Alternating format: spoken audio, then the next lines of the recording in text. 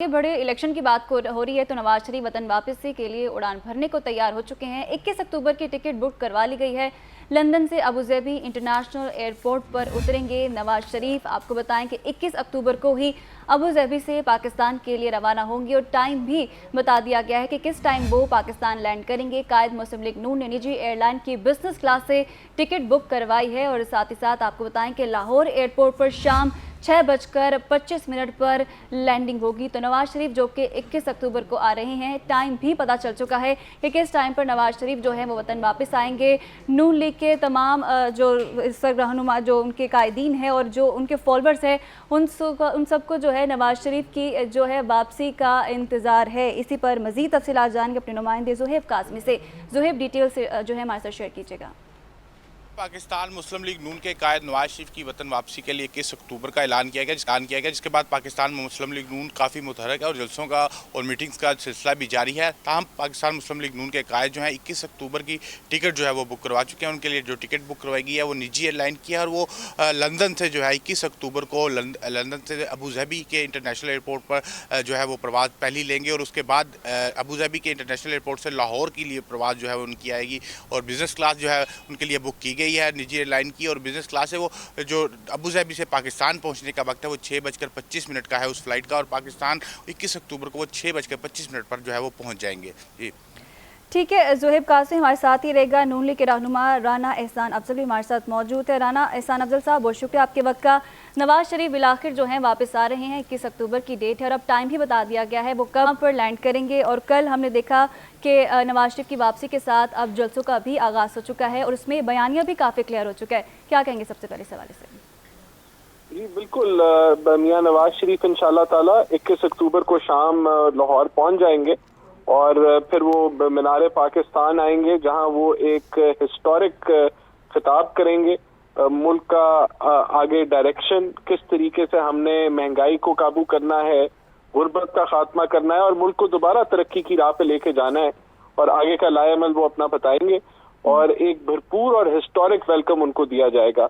मैं समझता हूं कि ये मियां नवाज शरीफ अब पाकिस्तान की उम्मीद है और जिस तरह पहले बहरानों से उन्होंने निकाला, आज हमें उम्मीद है कि पूरी कौम जो है उनकी लीडरशिप के अंदर यकजहत हो जाएगी और हम इन मसाइल से जो है वो लड़ेंगे और मुल्क को तरक्की की राह पे फिर लेके जाएंगे इंशाल्लाह।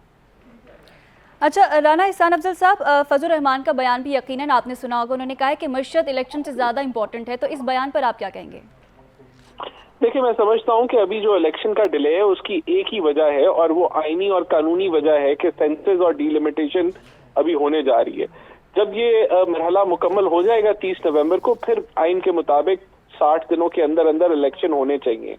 और जहां तक वो बात करते हैं मौसम की और सिक्योरिटी की सिचुएशन की, तो ये इंतजामिया का फर्ज है कि इन चीजों को वो डील करे और केयर टेकर सेटअप इसको जरूर डील करेगा।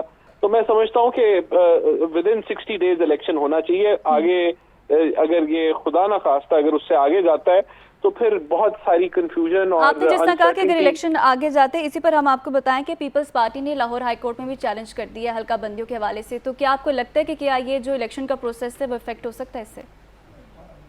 ये मेरा नहीं ख्याल इससे इफेक्ट होगा क्योंकि ये एक आईनी कानूनी मामला है, तो अदालतें भी इसको जो है वो ओन करेंगी, लेकिन इसके बाद 60 दिनों के अंदर इलेक्शन हो जाने चाहिए। ठीक है राना साहब, एक बड़ा इंपॉर्टेंट सवाल आपसे करना चाहते हैं। कल हमने देखा कि जलसा हुआ, मरीम नवाज साहिबा ने भरपूर जलसा किया, लेकिन उस पर कुछ तनकीद भी सामने आ रही है कि जलसा गली में किया गया, बहुत ज़्यादा लोग नहीं थे। एक तो इसकी वजाहत कर दीजिएगा कि जलसा कामयाब हुआ कि नहीं हुआ। दूसरी चीज़ ये बताइएगा कि नवाज शरीफ ने मुल्क और कौम को मसाइल से निकालने का एजेंडा तैयार कर लिया है, ये मरीम साहिबा ने कहा। ये बताइएगा क्या एजेंडा है उनके पास और ये 16 माह के अंदर वो एजेंडा इस्तेमाल क्यों नहीं किया गया जब हुकूमत में थे?